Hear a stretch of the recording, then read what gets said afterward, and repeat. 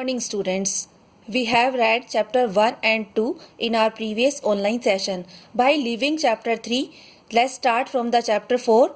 The name is the chapter is The Red Room. This is a very interesting story. This is a story about a brave young man who decides to prove that ghosts do not exist. We will read further on to find out what happened to him on that frightful night which he spent alone in the haunted red room of the Lorraine Castle. Let's start the story. I hope you must like it. There was an old castle named Lorraine Castle. There are 3 people living there who were the caretaker of that castle. There were a room called Red Room, which assumed to be haunted because many people who lived there at night were found dead in the morning. A brave young man chose to spend the night in that haunted red room to prove that he never afraid of ghosts.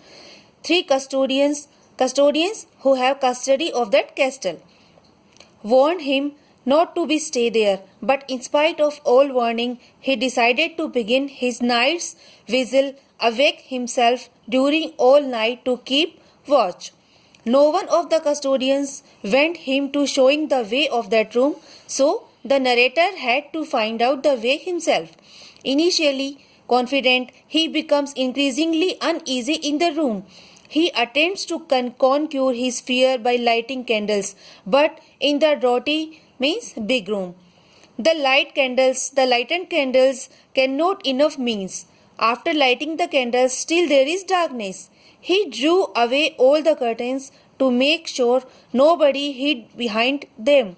There is additional light by the huge fireplace. After doing all these preparations, he sat down on a big chair and waiting in solitude. Gradually,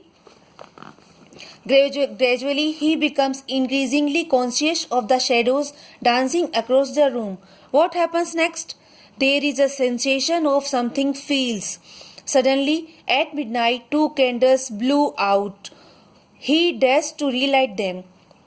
Then 2 more blew out at the end of the room. He wants to light 2 more remaining candles, but he feels that they are dying off, destroyed, as if they were crushed by somebody's hand. One more thing happened suddenly. What? The candle of his own hand blew off. But thanks to God, the light of fireplace still remained there. But much to horror in a moment, the light of fireplace is also blew off.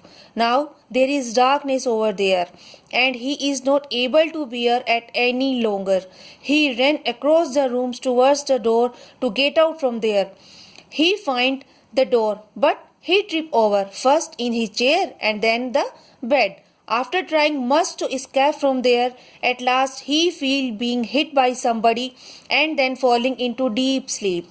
When he woke up next morning, 3 old people are eager to know that what he found there as a ghost, the Earl or the Countess. But he surprised them by explaining that there is no ghost residing in the room. That is the fear itself that is beyond any reason and understanding.